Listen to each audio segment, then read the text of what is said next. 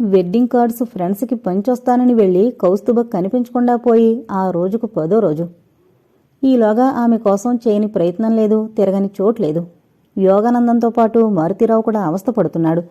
Police స్టేషన్లో report చేశారు. పత్రికల్లో కనిపించడం లేదు, ఆచూకీ తెలిపిన వారికి 10,000 రూపాయల బహుమతి అని ప్రకటించారు. ఈ 10 రోజులు ఆమె ఆచూకీ తెలుసుకోవడం కోసం చేయాల్సిన ప్రయత్నాలన్నీ చేసి అలసిపోయారు. పత్రికల్లో ప్రకటన చూసి కౌస్తుభ మిస్సింగ్ గురించి తెలుసుకున్న పారిజాతొచ్చి యోగానందాన్ని కలుసుకుంది. ఆమె కూడా ఇన్వెస్టిగేషన్ మొదలుపెట్టింది. 2-3 రోజుల తర్వాత వస్తానని బిజినెస్ పని మీద వెళ్లిన శ్రీచక్ర తిరిగి రావడానికి 11 రోజులు పట్టింది. ఈలోగా కౌస్తుభ కనిపించకుండా పోయిందన్న విషయం అతడికి తెలపడానికి అతను ఎక్కడున్నాడో సరిగ్గా తెలియలేదు. అతను ఎక్కడున్నాడో తెలుసుకోవడం కష్టమైంది. అతడు ఎప్పుడు ఊరికి వెళ్ళినా, ఎంత బిజీగా ఉన్న వ్యవహారాల్లో మునిగిపోయినా 2 రోజులకొకసారైనా ఇంటికి ఫోన్ చేసి తల్లితో మాట్లాడేవాడు. ఈసారి ఎన్నిసార్లు ప్రయత్నించినా లైన్లు దొరకలేదు. 11 రోజుల తర్వాత ఇంటికొచ్చిన అతడికి కౌస్తుభ 10 రోజులుగా కనిపించడం లేదన్న విషయం తెలిసింది. అతడు వెంటనే కంప్లైంట్ ఇచ్చిన పోలీస్ స్టేషన్కు వెళ్లి అక్కడున్న ఎస్ఐని కలిశాడు. ఆమె కనబడకుండా పోయిన ఆ రోజు ఆమె ఎవరెవరి ఇళ్లకు వెళ్ళింది కనుక్కుని వాళ్ళ ఇళ్లకు వెళ్లి ఎంక్వైరీ చేశాం. ఆమెకి ఈ పెళ్లి ఇష్టమా కాదా, ఇష్టం లేక ఈ పెళ్లి నుండి తప్పించుకోవడానికి ఎక్కడికైనా పారిపోయి ఉంటుందా అన్న పాయింట్ మీద ముందు మా దృష్టిని కేంద్రీకరించి అక్కడి నుండి ఇన్వెస్టిగేషన్ కొనసాగించాం. ఆమెకి ఈ పెళ్లి ఇష్టమేనని, ఆమెకి పారిపోయే అవసరం లేదని నిర్ధారించుకున్నాక ఆమె మిస్సింగ్ వెనక ఎవరైనా శత్రువులున్నారా అని ఆ కోణం నుంచి మా ఇన్వెస్టిగేషన్ సాగించాం. మీకు మొదట దిగంబర్రావు అనే బిజినెస్ మ్యాగ్నెట్ తన ఏకైక కుమార్తెను మీకిచ్చి తన అల్లుణ్ణి చేసుకోవాలని తాపత్రయపడ్డాడని, ఆ సంబంధం మీ అయిష్టత వల్లే తప్పిపోయిందని మా ఎంక్వైరీలో బయటపడింది. ఈ సందర్భంగా దిగంబర్రావు ఇంటికి వెళ్లి ఆయన్ని, ఆయన భార్య, కుమార్తెను కూడా ప్రశ్నించడం జరిగింది.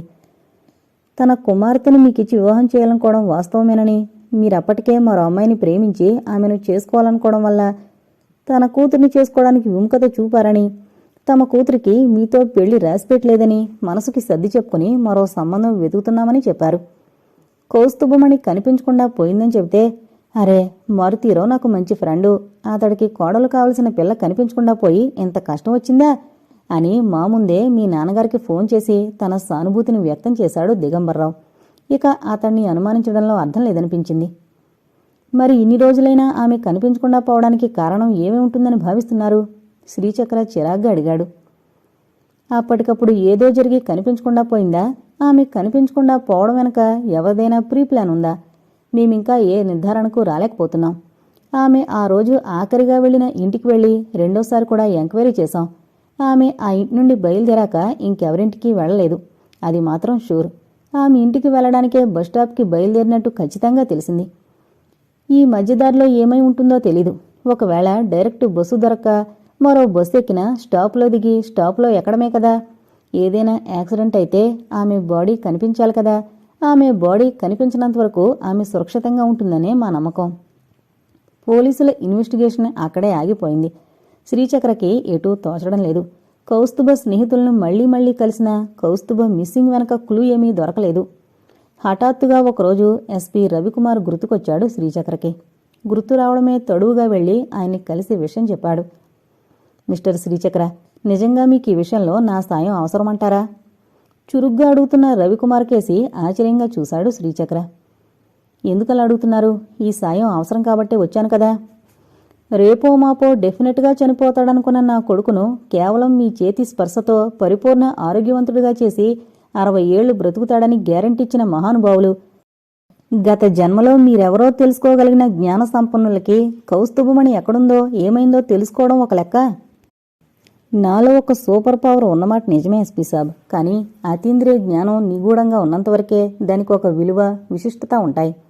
మాటిమాటికి అలౌకిక శక్తులను ప్రదర్శిస్తుంటే మంత్రగాడి లెవెల్కో గారడీవాడి లెవెల్కో దిగజారే ప్రమాదం ఉంది. నాకు మీ అందరిలా మామూలు మనిషిగా శ్రీచక్రగా జీవించాలనుంది, అంతేగాని మాయలు మంత్రాలు తెలిసిన మనిషిగా బతకాలని లేదు. ఆమె ఏమైనా ఆపదలో చిక్కుకుందేమో. ఒకసారి మీ విల్ పవర్ ఉపయోగిస్తే తప్పేమిటి? బాలనాగమ్మ కథలో మాయల మారాటి తన దగ్గరున్న మాయాదర్పణంలో తను కోరుకుంది ఏదైనా చూసినట్లుగా నన్ను కౌస్తుభ ఎక్కడుందో చూడమంటారా? ఆత్మజ్ఞానం ప్రజ్వరల చేసుకున్న యోగికి భ్రూమధ్యాన్ని మాయాదర్పణంగా చేసుకోవడం అతి తేలికైన విషయమే. కానీ అలా చేసినప్పుడల్లా ఆత్మశక్తి కొంత ఖర్చు అవుతుంది, ఆత్మ పతనము ప్రారంభమవుతుంది. ఓకే బాబా, మీరు నాకు అర్థమయ్యారు. చెప్పండి, నేను మీకు చేయగల సాయం ఏమిటి? ఇంతకు ముందే చెప్పాను కదా, కౌస్తుభ ఏమైందో తెలుసుకోవాలి. సరే, మీరికింటికి వెళ్ళండి. గంట తర్వాత వచ్చి మిమ్మల్ని కలుస్తాను.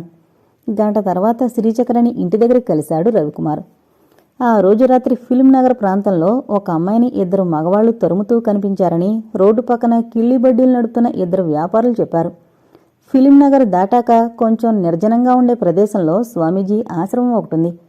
రాత్రి 8:30 ప్రాంతంలో ఒక అమ్మాయి ఆశ్రమంలోకి పరిగెత్తడం చూశామని ఆశ్రమానికి ఎదురుగా ఉన్న షాపతని చెప్పాడు. ఆశ్రమానికి వెళ్లి ఎంక్వైరీ చేశాం. ఆశ్రమాన్ని నడుపుతున్న స్వామీజీ దక్షిణ భారతదేశ యాత్రకు వెళ్లాడట. ఆయనకి శిష్యులున్నారు.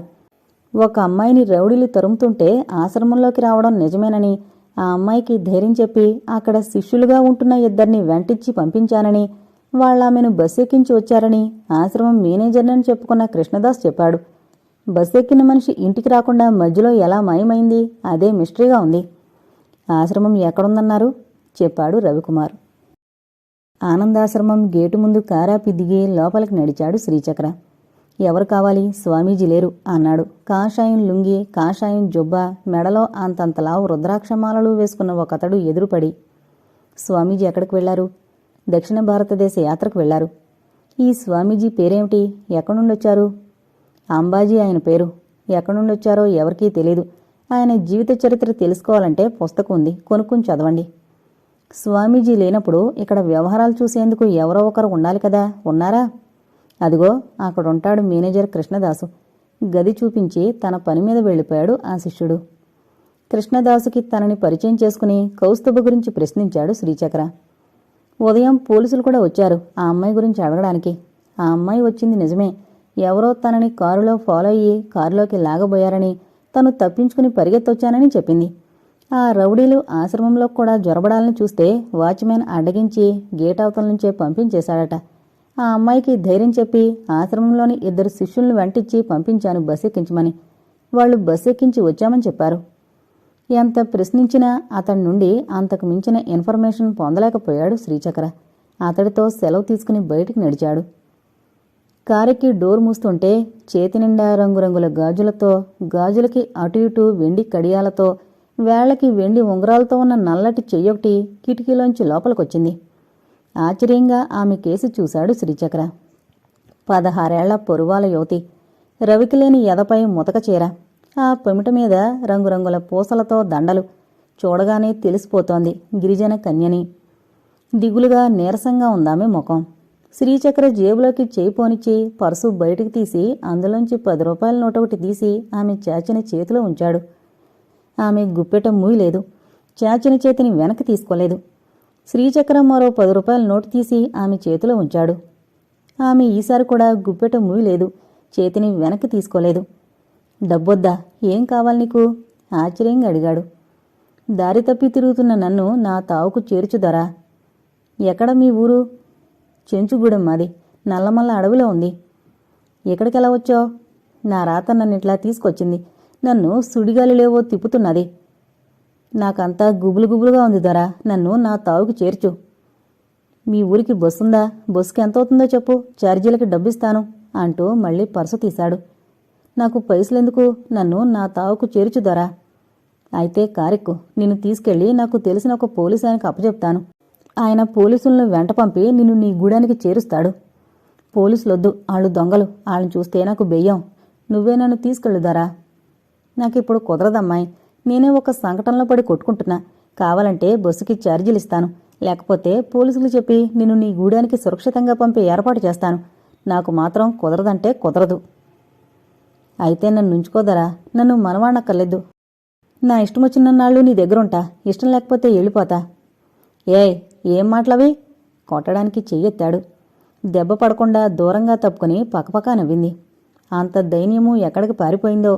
ఎంత నాటకమాడింది. శ్రీచక్రకి పట్రాని కోపం వచ్చింది. పట్టుకు తన్నాలి అన్నట్లుగా కిందకు దిగాడు. ఆమె అందకుండా ఆశ్రమంలోకి పరిగెత్తింది. వెనక్కి తిరిగి వేవేవే అని వెక్కిరిస్తూ. ఆమె కాళ్ళాందెల శబ్దం అతడి చుట్టూ పరిభ్రమిస్తున్నట్లుగా ఉంది. ఎందుకో ఆ శబ్దం సుపరిచితం అనిపిస్తోంది. ఆ చిలిపి కళ్ళు, కొంటె మాటలు, ఆ నీలినీలి శరీరవర్ణం, 16 ఏళ్ల పొరువాలు అన్నీ కేతకి. ఉప్పెనలా ఒక కెరటం విసురుగా వచ్చి అతడి ముఖానికి తగిలినట్లుగా అయింది. కౌస్తుభ అకాల మరణం పొందిందా? మళ్ళీ పిశాచంగా మారిపోయిందా? ఏయ్ ఏయ్ బయటికి నడు! కర్ర తీసుకుని వెంటపడ్డాడు కాషాయం దుస్తుల్లో ఉన్న ఒక యువకుడు. అంది అందనట్లుగా పరిగెడుతూ పకపకా నవ్వుతోంది. ఆమెకది ఒక ఆటలా ఉంది. అతడు పరిగెత్తి పరిగెత్తి ఎగశ్వాసొచ్చి ఆయాసపడుతూ రొప్పుతూ అరుస్తున్నాడు. ఎక్కడ్నుంచొచ్చిందో ఈ పిచ్చిది ఆశ్రమంలో జొరబడి ఒకటే సతాయిస్తోంది. ఈరోజు దీని అంతు తేల్చుకొందే వదలను. పట్టుదలగా అతడు తరుముతుంటే ఆమె బయటికి పరిగెత్తుకొచ్చింది. అతడిని శ్రీచక్ర కారు చుట్టూ తిప్పసాగింది. నవ్వుతోంది. ఆ నవ్వు వింటున్న కొద్దీ అతడిలో కసి చెలరేగిపోతుంది. చేతిలో కర్రని బలంగా ఆమె కాళ్లకేసి విసిరాడు. అది గట్టిగానే తగిలినట్టుంది. అమ్మా అంటూ కూలబడిపోయింది. అతడు లంఘించినట్లుగా ఆమె ముందుకెళ్లి నిలబడి పూసలతో ఉన్న కొప్పును పట్టుకుని లాగుతూ అరిచాడు. ఏమే, నీకు మస్తీ ఎక్కువైందా? ఆశ్రమంలోకి రాకూడదంటే వచ్చి ఆశ్రమంలో ఉన్న వాళ్ళని పిచ్చి పిచ్చి మాటలతో సతాయిస్తూ తిడతావా? ఈసారి ఆశ్రమంలో అడుగుపెట్టావా చంపేస్తాను.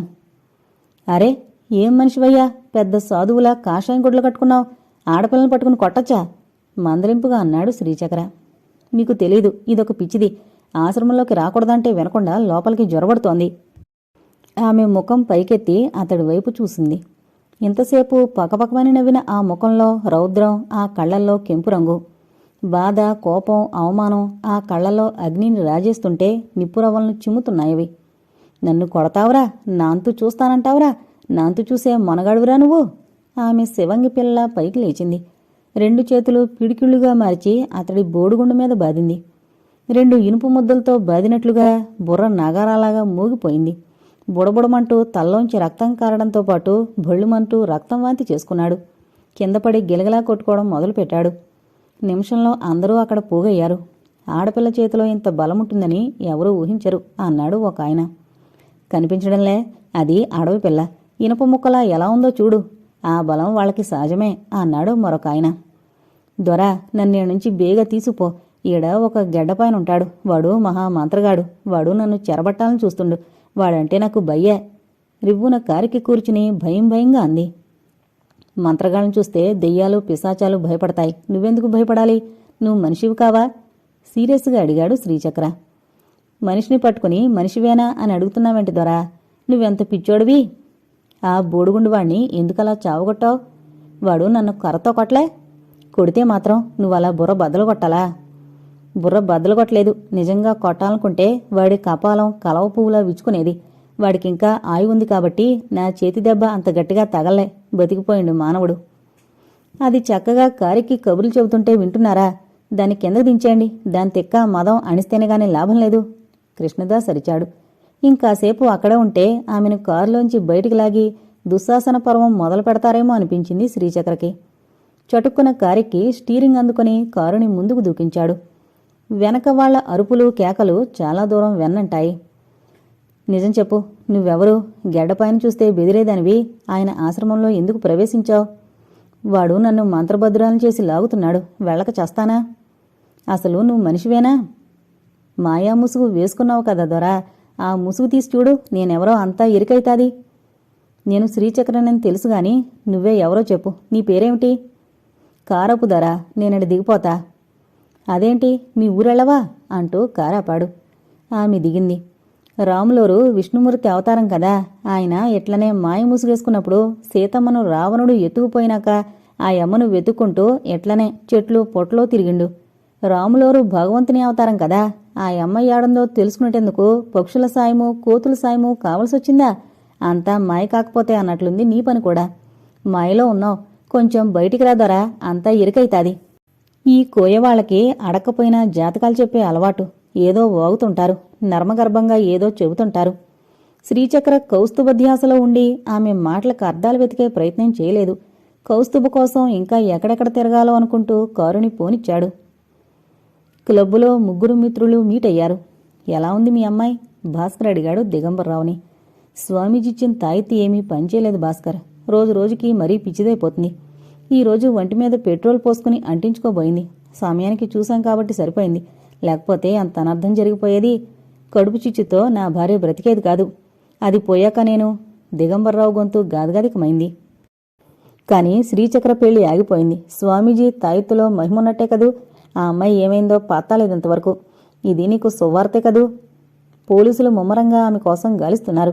ఎస్పీ రవికుమార్ మిస్టరీ ఛేదించాలని పట్టుదలతో ప్రయత్నిస్తున్నాడు. ఆమె దొరికితే శ్రీచక్ర పెళ్లి ఆమెతోటే జరుగుతుంది కదూ. అప్పుడు నా మనుషుల నుండి తప్పించుకుని ఆమె ఆ రోజు ఆశ్రమంలో పరిగెత్తింది. లోపలికి వెళ్ళిందే గాని బయటికి రాలేదు. ఆశ్రమంలోనే ఏదో జరిగింది, అది మాత్రం ష్యూర్ అన్నాడు రాజు. ఏదో జరిగిందంటే? అది ఆశ్రమం అయితేనే పెళ్లి పేటాకుల్లేని సన్యాసులున్నారు. ఆమె గ్యారంటీగా వాళ్ల చేత రేప్ చేయబడి ఉంటుంది. బయటికి వెళితే తమ గుట్టు విప్పుతుందని ఆమెను చంపేసి ఆశ్రమంలోనే ఎక్కడో శవాన్ని పూడ్చేసుంటారు. పోలీసులు చచ్చినా ఆ రహస్యం కనుక్కోలేరు. వీళ్ళలా మాట్లాడుకుంటుండగా సిరొచ్చిందక్కడికి. సరాసరి వాళ్ల టేబుల్ దగ్గరికే వచ్చి చేయి చాచింది. ఎవరో అడుక్కోడానికొచ్చిన అమ్మాయని భాస్కర్, దిగంబర్రావు జేబులోంచి డబ్బులు తీసివేశారు. అల్లనేరేడు పండులా మిసమిసలాడుతున్న ఆ పిల్లకేసి ఆబగా చూస్తూ, నాతో వస్తావా? నీకెంత డబ్బు కావాలంటే అంతా ఇస్తాను అన్నాడు రాజు కన్నుగీటుతూ. వస్తాగాని కూతుర్నే రానా, కోడల్నే రానా? హొయిలుపోతూ అడిగింది సిరి. చత్, పక్కలో పడుకోవడానికొస్తూ కూతురు వరసేమిటి నీ మొహం, కోడలవేరా? భాస్కర్ వాళ్ల వైపు తిరిగి ఆమెకు అర్థం కాకూడదని ఇంగ్లీష్లో చెప్పాడు. పిల్ల పిటపెట్లాడుతోంది. నా గెస్ట్ హౌస్కి మీరు కూడా రండి, ఈ రాత్రంతా ఆడుకుందాం. కొండజాతి పిల్ల, ముగ్గురినేమిటి 30 మందినైనా తట్టుకుంటుంది. 16 ఏళ్ల వయసు, భలే రంజుగా ఉంటుంది. లొట్టలేసుకుంటూ లేచిన భాస్కర్తో దిగంబర్రావు కూడా లేచాడు. సిరినెక్కించుకుని ఒకే కారులో బయలుదేరారు ముగ్గురు. సిరిని రాజు తన పక్కనే కూర్చోబెట్టుకున్నాడు. ఆమె నడుం చుట్టూ చేయి వేసి తన శరీరానికి అదుముకుంటూ కూర్చున్నాడు. ఆమె స్పర్శతో కలిగే పులకరింతలతో గెస్ట్ హౌస్కి ఎప్పుడెప్పుడు చేరుకుంటానా అన్నట్లుగా ఉందతడికి. సిరి అతడి వీపు మీద చెయ్యేసి నవ్వింది. రాజు మాత్రం మళ్లీ నవ్వలేకపోయాడు. ఆమె చేతి స్పర్శ ఆడదాని చేతి స్పర్శలా లేదు. చల్లగా పాము పోగుతున్నట్లుగా అనిపించింది. ఉలిక్కి పడ్డట్టుగా అనుమానంగా సిరి ముఖంలోకి చూశాడు రాజు. ఆమె నవ్వసాగింది. దెయ్యం నవ్వుతున్నట్లుగా అనిపించింది. రాజు మత్తు దిగిపోయింది. ఎవరు నువ్వు? ఎందుకు నవ్వుతున్నావు? చెమటలు తడిపేయడం మొదలుపెట్టాయి. జవాబుగా ఆమె అరచేయితో అతడి ముఖం మీద చెరిచింది. అతడి ముఖం రక్తపు ముద్దలా మారిపోయింది. నువ్వు నీ మృత్యువును. వీపు మీద మరో దెబ్బ. ఆ శబ్దాలకి దిగంబర్రావు, భాస్కర్ వెనుతిరిగి చూశారు. రక్తపు ముద్దలా మారి అతి భయంకరంగా కనిపిస్తున్న రాజు ముఖం చూసేసరికి కడుపులో దేవినట్లయింది భాస్కర్కి. స్టీరింగ్ మీదున్న చేతులు అదుపు తప్పాయి. వెళ్లి ఎదురుగా వస్తున్న ఆయిల్ ట్యాంకర్కి గుద్దుకుని కారు పచ్చడిగా మారిపోయింది. ముందున్న ఇద్దరు శవాలు గుర్తుపట్టరానంతగా చితికిపోతే రాజు శరీరానికి ఎక్కడా దెబ్బ తగలకుండా ముఖం మాత్రం రక్తసిక్తమైంది. ప్రాణం పోయినా అతడి కళ్లల్లో నిలిచిపోయిన భయం.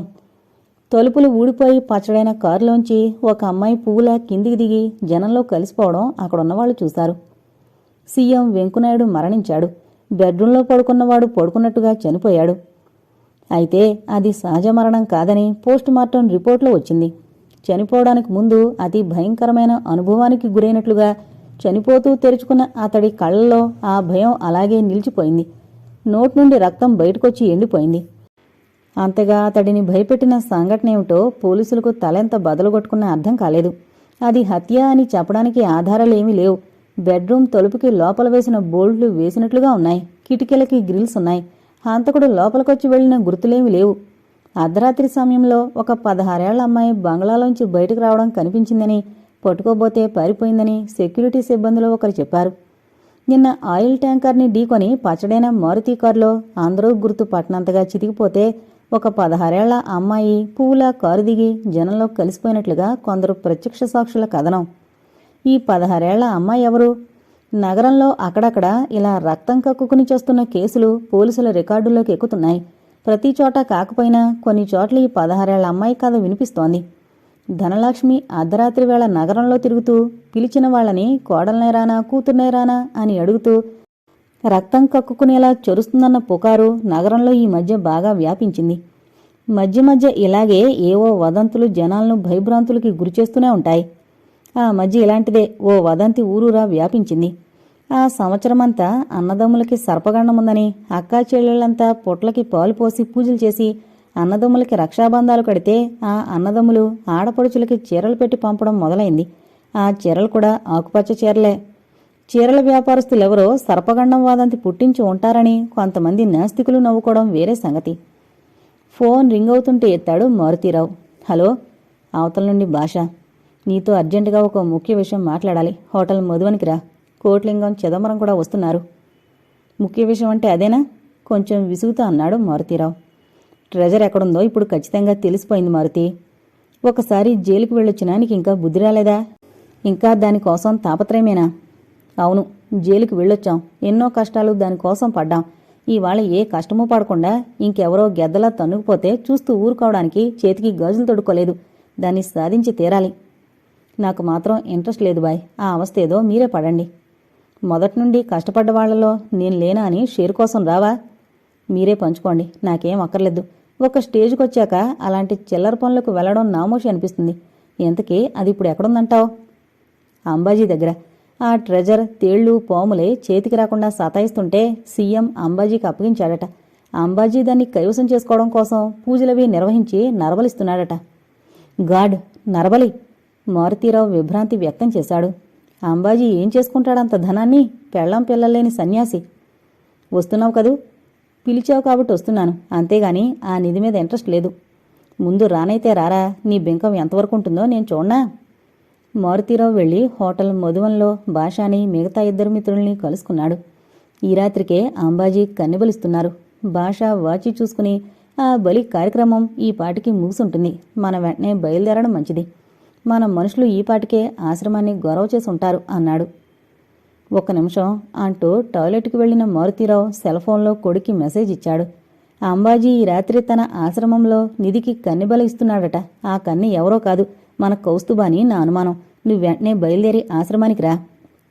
సరిగ్గా అదే సమయానికి పారిజాత కూడా ఎస్పీ రవికుమార్కి ఫోన్ చేసింది. మీరు వెంటనే ఆనందాశ్రమానికి బయలుదేరండి. ఈ పాటికి జరగాల్సిన ఘోరం జరగకపోతే కౌస్తుబని రక్షించుకుంటాం. అంబాజీ చేస్తున్న మండలం పూజ కన్నెబలితో పూర్తి కాబోతోంది.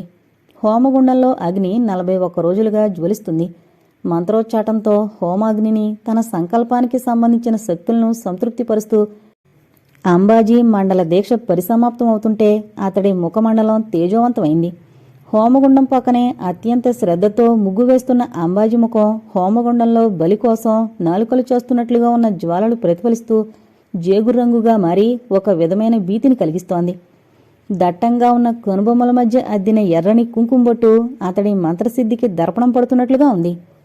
బియ్యపు పిండితో వేసిన ఆ ముగ్గు పసుపు కుంకుమలతో అలంకరించబడి అష్టదళమై అందంగా కనిపిస్తుంటే రేకు రేకున ఒక్కో దేవతను ఆవాహన చేస్తూ మంత్రోచ్చాటన సాగిస్తున్నాడతను. కొద్ది నిమిషాలు గడిచాయి. అక్కడే చేతులు కట్టుకుని నిలబడిన శిష్యుడికి సైగ చేశాడు అంబాజీ. అతడు వెళ్లి కౌస్తుభ భుజాలు పట్టుకుని నడిపించుకుంటూ తీసుకొచ్చాడు. దాదాపు 40 రోజులుగా పడుతున్న మత్తుమందు ప్రభావం వల్ల ఆమెకి లోకంతో సంబంధాలు తెగిపోయి సెమీ కాన్షియస్లో ఉంది. కళ్ళు అరమూతలు పడ్డాయి. ఏం జరుగుతుందో ఏమవుతుందో కూడా గుర్తించే స్థితిలో లేదామె. అంతకుముందే 2 ఆడవాళ్లు ఆమెకు తలనిండా స్నానం పోసి తెల్లచీర కట్టారు. కిందకి జారిన ఆమె కురుల నుండి నీళ్లు బొట్లు బొట్లుగా జారుతున్నాయి.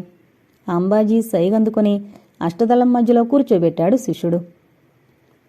ఆమె ముఖానికి పచ్చగా పసుపు రాసి నుదుట వెడల్పుగా కుంకుమ దిద్దాడు అంబాజీ. చేతుల్లో వేపమాండ్లున్నాయి. కౌస్తుభ బలిపశువుగా సిద్ధం చేయబడింది. తను బలిపశువుగా మారనని కొంచెం కూడా గ్రహించే స్థితిలో లేదామె. మెడమీద గొడ్డల వేటు పడినా బాధ తెలియనంతగా స్తబ్దంగా ఉందామె. ఆమెను ధనలక్ష్మికి బలివ్వడానికి ముందు నిర్వహించాల్సిన తంతు నిర్వహిస్తూ మంత్రోచ్చాటన సాగిస్తున్నాడు అంబాజీ. అతడి ముఖం గంభీరంగా ఉంది. అప్పుడక్కడ అదృశ్య శక్తులేవో నిశ్శబ్దంగా ఆ క్రతువును వీక్షిస్తున్నట్లుగా ఉన్నాయి. గాలిలో ఒక విధమైన అలజడి, ఏదో ఉత్కంఠ. తండ్రి దగ్గర నుండి ఫోన్ రాగానే శ్రీచక్ర హడావిడిగా బయలుదేరలేదు. తను కూర్చున్న సోఫాలోనే పద్మాసనం వేసుకుని కూర్చుని కళ్ళు మూసుకున్నాడు. కౌస్తుభా, కౌస్తుభా, కౌస్తుభా, నిన్నే! నిద్రపోతున్నావా? లే! ఎవరో మనస్సును తట్టి తట్టి పిలుస్తున్నారు. సజెషన్స్ ఇస్తున్నారు. నిన్నే కౌస్తుభా, నీ జడత్వం వదిలించుకో. నీ ఎదురుగా ఏం జరుగుతుందో చూడు. నువ్వు ఆత్మవి. క్రితం జన్మలో నువ్వు చంద్రరేఖవి. గుర్తొచ్చింది కదూ? అంతకుముందు జన్మలో కోయపిల్లవు. నీ పేరు కేతకి. ఒక మంత్రసిద్ధుడి చేత ధనలక్ష్మికి బలివ్వబడ్డావు. గుర్తొచ్చింది కదూ? స్థానచలనంతో ధనలక్ష్మి ధనశక్తిగా మారింది. ఆ శక్తికి నిన్ను మళ్లీ బలివ్వబోతున్నారు. మళ్లీ ప్రేతాత్మగా మారతావా? ఒక తాంత్రికుడి చేత ధనలక్ష్మికి బలివ్వబడిన నీకు ఆ తాంత్రికుడి శక్తులు కొన్ని సంక్రమించాయి. నిన్ను అజేరాల్ని చేశాయి. నీ పేరు వింటే చాలు అందరూ గజగలాడిపోయేవారు. గుర్తొచ్చింది కదూ? నువ్వు తలచుకుంటే చేయలేని పని లేదు. అదిగో నీకు దగ్గరలో మూలకి నిలబెట్టిన గండ్రగొడ్డలి. దాని అంచులు పొదునుదేలి ఎలా తళతళ్లాడుతున్నాయో చూడు. దాన్ని చేతిలోకి తీసుకో. ఒకే ఒక్క దెబ్బకు ఆ బెవిరిగెడ్డం వాడి తల కింద పడాలి తెగి. ఆ రక్తంలో నువ్వు స్నానం చేసి నాట్యమాడాలి. తీసుకో చేతిలోకి గండ్రగొడ్డలి. ఒకే ఒక్క దెబ్బ. ఆనంద నృత్యం. గండ్రగొడ్డలి. ఒకే ఒక్క దెబ్బ. క్రతువులో చిట్టచివరి ఘట్టం వచ్చేసింది. శిష్యుడికి సైగ చేశాడు అంబాజీ. మూలకి ఆనించిపెట్టిన గండ్రగొడ్డల్ని 2 చేతులతో అతి జాగ్రత్తగా అందుకొని అంబాజీ చేతికి అందించాడు శిష్యుడు. మంత్రోచ్చాటన ఆపకుండానే గండ్రగొడ్డలికి పసుపు కుంకుమలు పూశాడు అంబాజీ. మరో క్షణంలో గండ్రగొడ్డలి పైకి లేచి మెరుపులా కిందకి దిగుతుందనగా జరిగిందా సంఘటన. ఒక మహాద్భుతం జరిగింది. అరమూతలుగా మొత్తుమొత్తుగా ఉన్న కౌస్తుభ కళ్ళు హఠాత్తుగా విచ్చుకున్నాయి. విచ్చుకున్న ఆ కళ్ళ నుండి వెలువడుతున్న చూపులు శత్రువును మారణాయుధాలతో చుట్టుముట్టిన కరుకు సైనికుల్లా ఉన్నాయి. అవి అంబాజీని శాసిస్తున్నాయి. హఠాత్తుగా ఆమెలో వచ్చిన మార్పును విస్తుపోయి చూస్తున్నాడు అంబాజీ. అతడిలో ధైర్యం పొగుళ్లు విచ్చినట్లుగా అయి చేతులు వణకడం మొదలుపెట్టాయి. బిత్తరపోయిన అంబాజీని చూసి నవ్వింది కౌస్తుభ. సాయంకాలపు పిల్లగాలిలా మొదలైన నవ్వు క్రమక్రమంగా ప్రచండంగా మారిపోయింది. ఊగి ఊగి నవ్వసాగింది. అంబాజీ విభ్రాంతిగా చూస్తున్నాడు. మంత్రోచ్చాటన ఆగిపోయింది. ఆమె చూపులే అతడి మెడకు కళ్ళెంగా మారి అతడు వేసిన ముగ్గులోకి లాగాయి. ఇప్పుడు అష్టదళం మధ్యలో నిలబడి బిత్తర చూపులు చూస్తున్న అంబాజీని చూసి నవ్వింది కౌస్తుభ. చచ్చే ముందు ఒక నిజం తెలుసుకోరా. నేనెవరో తెలుసా? కేతకిని. భైరవకొండలో నిక్షిప్తం చేసిన గుప్తనిధికి 100 సంవత్సరాలుగా కాపలా కాసిందాన్ని. ఆ నిధికి నన్నే బలివ్వాలని చూస్తావరా? స్థానచలనం పొంది దుర్మార్గుల చేతుల్లో పడి రక్తదాహంతో అలమటించిపోతున్న ఆ ధనశక్తికి ఒక తాంత్రికుడి రక్తంతో దాహం తీరుస్తాను. ఇవ్వు ఆ గండ్రగొడ్డలి నా చేతికి. కౌస్తుభ మాట్లాడడం లేదు. ఆమె చూపులే మాట్లాడుతున్నాయి. ఆమె చూపులే శాసిస్తున్నాయి. అంబాజీ తన చేతిలోని గండ్రగొడ్డల్ని ఆమె చేతుల్లో ఉంచాడు. మోకరిల్లు. అంబాజీ మోకరిల్లాడు. సరిగ్గా అదే సమయంలో రవికుమార్ తన పోలీసు బలగంతో అక్కడ అడుగుపెట్టాడు. ఏయ్, ఏంటి దారుణం? ఆమె చేతిలో గొడ్డలి లాగేయాలన్న ఉద్దేశంతో అక్కడకు పరిగెత్తబోయాడు. అక్కడే ఆగు. ఆమె చేతులే నియంత్రించాయి అతన్ని. అతడి అడుగులు టక్కున ఆగిపోయాయి. ఆమె చేతిలో గండ్రగొడ్డలి పైకి లేచి మెరుపులా అంబాజీ మెడమీద దిగిపోయింది. తలగిరి హోమగుండంలో పడింది. మొండం అప్పుడే ఏర్పడిన వెచ్చటి రక్తపు మడుగులో గిలగలా కొట్టుకుని క్షణాల్లో నిర్జీవమైపోయింది. రక్తంతో తడిసిన గండ్రగొడ్డల్ని హోమగుండంలోకి విసిరేసిన కౌస్తుభ ఎంతసేపు తనని ఆవహించిన శక్తి ఏదో తన నుండి దూరమైనట్లుగా నిస్త్రాణగా కూలిపోయింది. ఇదంతా ధర్మాన్ని రక్షించడానికి, అధర్మాన్ని శిక్షించడానికి కంకణం కట్టుకున్న ఒక పోలీస్ ఆఫీసర్ సాక్షిగా జరిగిపోయింది. కౌస్తుభ కుప్పకూలిపోవడంతోనే రవికుమార్కి పడ్డ అదృశ్య బంధాలు తొలగిపోయినట్టయ్యాయి. హోమగుండం దగ్గర పడున్న కౌస్తుభ దగ్గరికి వస్తుంటే అక్కడున్న ఐరన్ సేఫ్ వెనక ఒక కొండజాతి పిల్ల కనిపించింది. చిన్నపిల్లలు ఆబగా పెరుగన్నం తింటే మూతి చుట్టూ తెల్లగా ఏర్పడినట్లుగా ఆ పిల్ల మూతి రక్తంతో తడిసి ఎర్రగా విచ్చుకున్న పువ్వులా కనిపించింది. అంతటి పోలీస్ ఆఫీసర్కే కడుపులో తిప్పినట్లుగా అయింది. ఎవరు నువ్వు? ఏం చేస్తున్నావు ఇక్కడ? మూతిగా రక్తమేమిటి? రవికుమార్ ఐరన్ సేఫ్ దగ్గరికి పరిగెత్తాడు ఆమెను పట్టుకోవడానికి. ఆమె చిలిపిగా నవ్వింది. ముచ్చటగా 3 సార్లు ఐరన్ సేఫ్ చుట్టూ పరుగు తీయించి బయటకు దూసుకుపోయిందామె. 16 ఏళ్ల అమ్మాయి ఈమెనా? ఆమెను ఎలాగైనా పట్టుకోవాలని బయటకు పరిగెత్తిన రవికుమార్కి ఎంత వెతికినా ఆమె కనిపించలేదు. ఐరన్ సేఫ్లో ధనమంతా తిరిగి పాత పెట్టెల్లోకి మార్చి ఎస్పీ రవికుమార్ ఆధ్వర్యంలో పోలీస్ ఎస్కార్టుతో భైరవకొండకు తరలించడం జరిగింది. బంగారు శేషఫణిని కరిగించే ప్రయత్నంలో ఎందరో పాముకాటుకి గురయ్యి ప్రాణాలు పోగొట్టుకోగా వాళ్లలో బ్రతికి బయటపడిన ఒకడు లెంపలు వాయించుకుని దాన్ని భద్రంగా తీసుకొచ్చి కొండగుహలో వదిలొచ్చాడు. కొండగుహ ముఖద్వారానికి అడ్డుగా ఉన్న పెద్ద గుండు మీద గిరిజన కన్య బొమ్మ ఉన్న చోట ఇప్పుడు అంబాజీ బొమ్మ చెక్కబడింది. ఈసారి నిధిని నిక్షిప్తం చేశాక దానికి కాపలాగా అంబాజీ ఆత్మను ఆవాహన చేసి కొండగుహకు కాపలాగా నియమించడం జరిగింది. బయటపడే సమయం వచ్చినప్పుడు నిధి తనకు తానుగా బయటపడి లోక కళ్యాణానికి ఉపయోగపడుతుందని చెప్పాడు స్వామి. ఈలోగా ఎవరు ప్రలోభపడినా ఇంతే సంగతులు. అక్కడ కాపలాగా ఉన్నది ఎవరో కాదు, నిధి ప్రలోభంలో పడి చావు కొని తెచ్చుకున్న మహామాంత్రికుడు అంబాజీ ఆత్మ.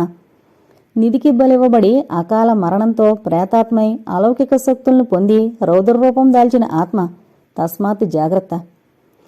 ఈసారి కౌస్తుభతో జరిగే శ్రీచక్ర వివాహానికి సుబ్రహ్మణ్యస్వామి చేత ముహూర్తం పెట్టించింది పద్మావతి. జ్యోతిష్య గ్రంథాలు శోధించి మరీ పెట్టాడు ముహూర్తం స్వామి. ఈ శుభముహూర్తానికి జరిగే పెళ్లికి వాళ్ల దాంపత్యం 100 ఏళ్ల పంట పండాలి. ఈ ముహూర్త బలం అలాంటిది. జన్మ జన్మలుగా ఆమె నీ వల్ల పొందిన దుఃఖం చాలు. ఆమెకు భర్త కావడం కోసమే జన్మించిన నువ్వు మళ్లీ ఆమెకు దుఃఖాన్ని మిగిల్చి పెడతావా? సంసారమనే ఈ సరోవరంలో రాజహంసవై ఏదాలిక. ఇది నీకు మానస సరోవరం. పాలను నీళ్లను వేరు చేయగల రాజహంసలాంటిది యోగి మనసు. మాయా పరమాత్మ పాలు నీళ్లలా కలిసిపోయి ఈ ప్రపంచంలో మాయని పరమాత్మని వేరుచేసి తరించగల శక్తి యోగికుంటుందనే నా నమ్మకం. జవాబుగా శ్రీచక్రం నుండి ఒక చిరునవ్వు తప్ప ఇంకేం రాలేదు. ఒక కోయిపిల్ల నా చేయి చూసి పెళ్లైన కొద్ది సంవత్సరాల తర్వాత నా భర్త నన్ను వదిలి సన్యాసి వెళ్ళిపోతాడని చెప్పింది. అది లిఖితమైనప్పుడు మీరు పెట్టిన ముహూర్తం ఆ విధి లిఖితాన్ని తప్పించగలదా? అడిగింది కౌస్తుభ. విధి లిఖితంతో పాటు పోరాటం సలుపుతుంది నేను పెట్టిన ఈ ముహూర్తం. అదే ముహూర్త బలమంటే. చూద్దాం ఎవరు గెలుస్తారో. మాత్రం శ్రీచక్రని నీ ప్రేమ పంజరంలో బంధించమ్మా. ఆమె బంధించడం ఏమిటి? నేనే ఆమె ప్రేమ పంజరంలో బందీ అయ్యాను. ఆమె చుట్టూ ఎలా చక్కెర్లు కొట్టానో, ఆమె మామగారు పెట్టిన పరీక్షలో నెగ్గడానికి ఎంత కష్టపడ్డానో అడగండి స్వామి చెబుతుంది అన్నాడు శ్రీచక్ర. యమ్మా నిజమా? అంత కష్టపెట్టావా తన్ని? స్వామి నవ్వుతూ అడిగాడు. జన్మ జన్మలుగా అతడు పెట్టిన కష్టంలో నేను పెట్టిన కష్టం ఎంత? అంది కౌస్తుభ. ఎవరు ఎన్ని కష్టాలు పెట్టారన్నది వదిలేయండి. ఇక మీరిద్దరూ పాలు నీళ్లలా కలిసిపోయి అనురాగమయమైన జీవితాన్ని కొనసాగించాలని ఆశీర్వదిస్తున్నా. స్వామి 2 చేతులు పైకెత్తి ఆశీర్వదిస్తుంటే శ్రీచక్ర కౌస్తుభ ఆయన ముందు తలలు వంచారు. ఇంతటితో అష్టదళం అనే నవల కంప్లీట్ అయిందండి. మరొక మంచి suspense or horror or thriller ఏదో ఒక నవలతో మీ ముందుకొస్తుంది మీ సుజన. అంతవరకు సెలవు. నమస్కారం. Thank you.